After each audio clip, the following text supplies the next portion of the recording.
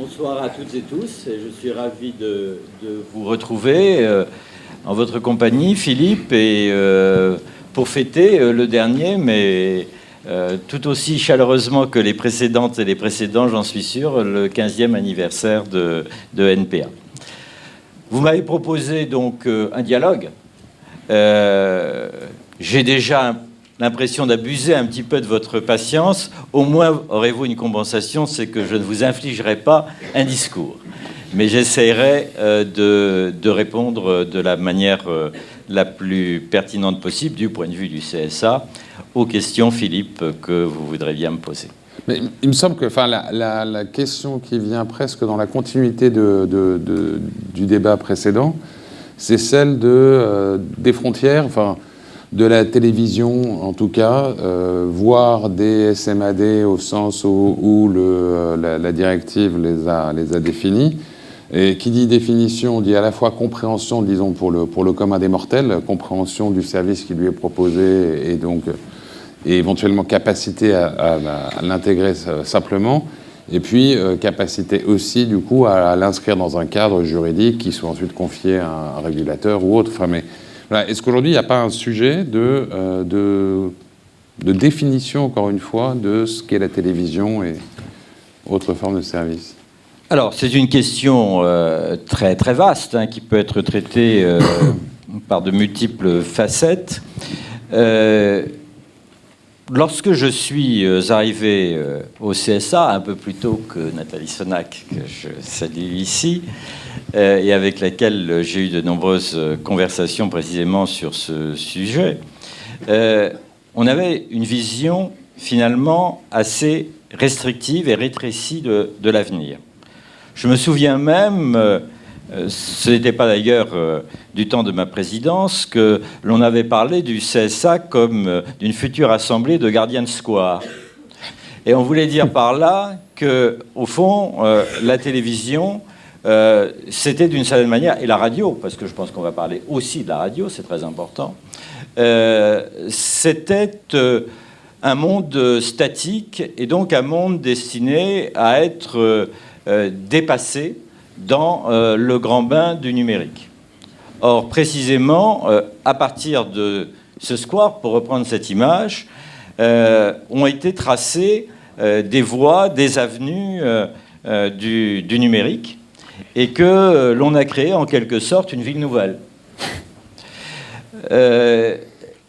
L'enquête que vous avez réalisée, fort intéressante, je ne le dis pas pour la circonstance, me confirme personnellement dans ce diagnostic. Vous avez parlé de télévision amplifiée. Parler de télévision amplifiée, c'est d'abord dire que la télévision est bien là. Elle est là sous des formes nouvelles qui la font croître et qui lui permettent de se diversifier. Et donc le numérique n'a pas été un substitut, comme on pouvait le craindre, de l'approche audiovisuelle classique. Il a été un prolongement dans de très nombreuses directions.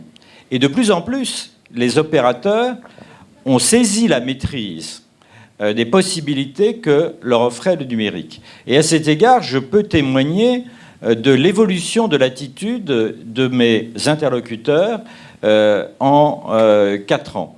Il y avait à l'origine une certaine méfiance, en tout cas une interrogation. Et puis ils se sont saisis de ces instruments, ils se sont rendus compte que c'était un espace de croissance et de conviction du public. Alors la télévision d'aujourd'hui, ça a été dit tout au long de cette journée, c'est le premier loisir des Français. Alors on peut avoir des différences d'appréciation de chiffres, d'abord entre le ressenti, vous l'avez noté vous-même, et ce qui est réellement pratiqué.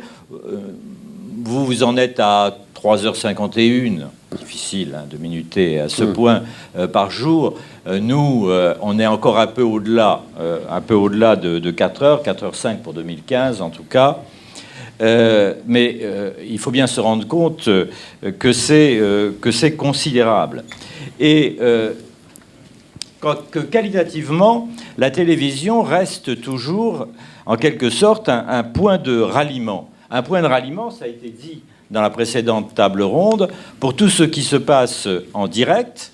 On le voit bien, notamment en ce qui concerne la vie politique en ce moment, par exemple le débat des primaires, et bien entendu tous les événements sportifs avec cette répugnance à les regarder en replay, comme il a été souligné tout à l'heure. La télévision, c'est aussi une référence pour le divertissement. D'ailleurs, je me suis un petit peu interrogé sur les catégories que vous avez utilisées. Se détendre et divertir. Il y a beaucoup d'entremêlements, d'entrelacs entre les deux. Mais reste que je remarque que ce qu'on appelle les youtubeurs, ceux qui sont à l'origine de nouvelles formes d'expression, que ce soit sur un mode artistique ou plus spécifiquement humoristique, sont révélés sur le net, mais après avoir conquis les internautes, n'ont qu'une idée, c'est l'accès au plateau d'une chaîne de télévision qui consacre leur talent et leur popularité. De même, je note un renouveau de la création culturelle à travers la recherche par tous les nouveaux acteurs d'une approche en matière de programme. Même les plateformes numériques d'aujourd'hui gagnent leur crédibilité à travers la création de programmes originaux. Et cette diversification qu'on pouvait craindre de voir se limiter à une diversification technologique est devenue une diversification créative. Les formats se diversifient, se transforment, les investissements s'accroissent et s'entrecroisent, les coproductions se multiplient, et d'ailleurs, une de nos réflexions, c'est justement de favoriser les coproductions, même lorsqu'elles font intervenir des acteurs tiers par rapport à la sphère française ou à la sphère européenne. Car, comme partout, le défi est mondial. Alors, ce qui est vrai, c'est que le développement des SMAD n'a pas été intégré d'un point de vue juridique. Bien sûr, la loi de 1986 qui nous régit fait mention des SMAD comme entrant dans notre espace de régulation. Mais en réalité, la loi de 1986 n'a pas été pensée sur le mode de l'émergence d'une télévision à la demande qui, certains ont dit tout à l'heure lentement, mais en tout cas inexorablement, a vocation à remplacer la télévision séquencée de l'offre. Et si l'on trace le bilan de cette législature, on ne peut pas se départir d'un certain sentiment de déception à cet égard. La loi du 15 novembre 2013 a apporté des innovations qui sont autant de jalons importants au-delà de la réforme institutionnelle qu'elle a prévue. Mais à l'époque, souvenez-vous, on parlait d'une grande loi audiovisuelle qui permettrait de refondre dans un ensemble juridique commun toutes les formes nouvelles de l'approche télévisuelle. Cette loi, elle est restée dans les limbes. Et personnellement, j'ai à plusieurs reprises appelé de mes vœux une codification de l'ensemble de notre édifice juridique législatif qui est devenu d'une complexité telle qu'il nous pose sans cesse des problèmes d'articulation et de compatibilité entre dispositions hétérogènes votées durant des périodes extrêmement différentes. Il faut bien se dire que la loi date de 1986, le CSA, comme vous le savez, de 1989, mais qu'en moyenne, il y a eu 2 modifications législatives par an. Et par conséquent, il est parfois très difficile, à la lumière d'une évolution technologique galopante, de rendre compatibles et cohérentes des dispositions qui ont été votées dans l'atmosphère des années 80 et des dispositions qui viennent d'être adoptées par le Parlement. Et c'est une des origines profondes, à mon avis, de la mauvaise intégration des différentes formes de SMAD dans notre législation nationale. La réponse, vous l'avez d'emblée mentionné, la réponse, elle doit être trouvée d'abord à l'échelon européen. C'est en tout cas inspiré par cette conviction que j'ai contribué à ce que l'on crée une union des régulateurs de l'Union européenne et que celle-ci serve de conseil à la Commission pour élaborer une nouvelle directive sur les services de médias audiovisuels. Les choses, à la vitesse européenne, ont été supersoniques. Préfiguration à Paris par une réunion de quelques pays fin 2013, création en 2014, présentation du projet de directive dès le début de cette année 2016, et même si l'on prend un certain retard de quelques mois normal, on peut espérer que cette directive soit adoptée fin 2017 ou au plus tard début 2018. À quoi tend-elle, cette directive, en matière de services de médias audiovisuels? Elle tend d'abord à une harmonisation. Le grand danger, c'est que l'on soit beaucoup moins exigeant en matière d'accessibilité, en matière de créativité culturelle, d'exposition, de financement sur les services délinéarisés que sur les services linéaires traditionnels. Et puis, elle tend aussi à l'intégration des nouveaux acteurs, insuffisamment. Pourquoi ? Il est tout de même frappant de constater que la directive actuellement en vigueur ignore même la notion de distributeur. Aujourd'hui, on ne peut concevoir la sphère de l'audiovisuel que comme une chaîne de valeur qui prenne en compte ces différents maillons. C'est d'ailleurs la philosophie de la régulation que de traiter d'ensembles complexes sans en oublier un quelconque élément. Et notamment, en aval, Jean-Luc Chétrit en parlait, l'aspect de publicitaire et de commercialisation qui est évidemment le carburant nécessaire au fonctionnement des chaînes, et en particulier des chaînes privées. Refus, rapprochement, mais aussi refus d'un nivellement par le bas. Intégration plus complète, puisque aujourd'hui, il est question d'intégrer les plateformes numériques dont j'ai parlé tout à l'heure, mais on oublie un certain nombre d'acteurs très importants, les distributeurs classiques, proprement dit, les magasins d'applications, et tous ces services nouveaux qui ont fait l'objet de présentations et de commentaires tout à l'heure. Alors, est-ce qu'on peut améliorer les choses? C'est la grande question de l'année qui commence. Je dois dire que le premier examen par la Commission des affaires culturelles du Parlement européen a été plutôt en retrait par rapport aux ambitions de l'avant-projet de directive qui a été rendu public. Et c'est pour nous une source de préoccupation très vive. Une des questions que l'on doit se poser, c'est est-ce que, par le biais d'une réforme de la législation nationale, on peut parvenir à créer un élément de référence pour l'évolution du modèle européen. Autrement dit, les décisions déterminantes, elles sont à l'échelle européenne. Les législations nationales doivent préfigurer et montrer le chemin. C'est un schéma un peu sommaire, mais qui, dans mon esprit, résume bien la situation actuelle. Je m'arrête un moment parce que si je ne m'arrêtais pas, ce serait un discours et je ne vous laisserai pas poser là, de je pense que ça y ressemblait un petit peu. Je crains que du coup le temps nous manque peut-être pour développer largement d'autres dimensions. Peut-être un mot sur la publicité et notamment puisque vous le CSA a publié une étude sur les nouvelles frontières de la publicité, qu'il a été question tout à l'heure de publicité adressable.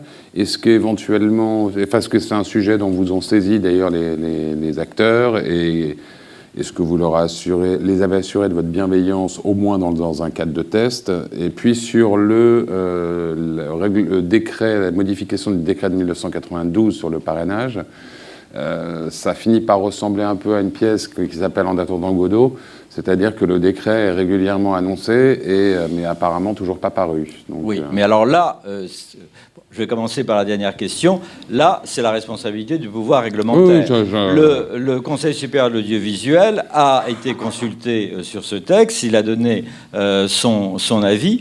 Le problème, j'ai eu l'occasion de le souligner dans beaucoup d'autres circonstances, le problème, c'est qu'en matière juridique, on additionne les valeurs et les principes que pose le législateur, la réglementation générale et impersonnelle du décret en Conseil d'État, le plus habituellement, et puis la régulation.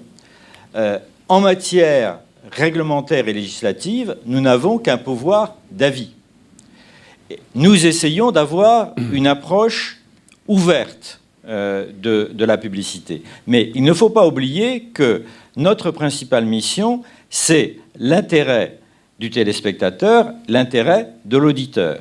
Donc nous devons trouver un équilibre entre le développement de la publicité, qui est tout à fait essentiel. J'ai parlé de carburant tout à l'heure, et il est vrai que pour la télévision payante, qui est souvent une télévision de niche, comme on dit parfois, je n'aime pas beaucoup l'expression, la publicité adressée, fléchée, est une voie d'avenir, mais nous devons aussi veiller à ce qu'il y ait un équilibre entre les programmes et les tranches publicitaires. Nous avons rencontré ce problème à plusieurs reprises récemment. En ce qui concerne Radio France, où nous avons préconisé des solutions, je crois, équilibrées qui ont été adoptées par le pouvoir réglementaire, et dans le cadre qui débute demain par des auditions, de la renégociation des conventions avec TF1 et M6. On sait par exemple, puisque c'est public, que TF1 a souhaité qu'il n'y ait plus qu'une seule plage de publicité dans les journaux télévisés, ce qui pose un problème très sérieux, non seulement d'équilibre au sein des programmes, mais d'équilibre entre les télévisions. Parce que nous avons affaire à une ressource publicitaire qui est une ressource publicitaire limitée, malgré un léger regain ces derniers mois, en grande partie stagnante, et il faut bien avoir conscience qu'une trop grande latitude laissée sur certains créneaux peut avoir des effets préjudiciables sur d'autres. Pardon, juste, j'ai compris que sur le décret, donc vous n'aviez pas, enfin vous ne pouviez pas nous. Nous avons accompli notre mission.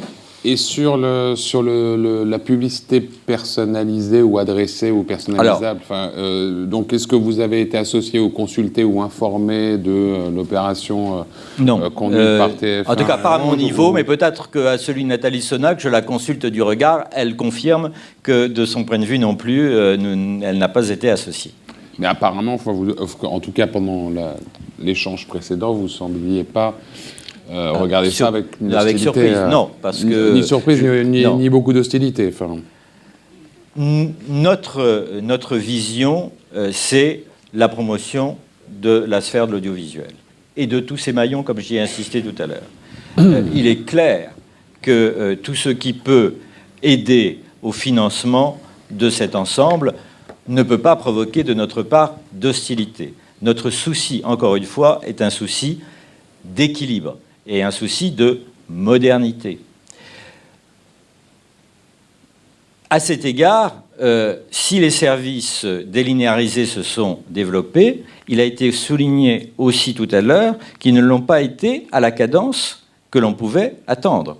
Les statistiques sont diverses. Je crois que vous avez relevé qu'il y avait 5 milliards de vidéos qui étaient vues chaque année.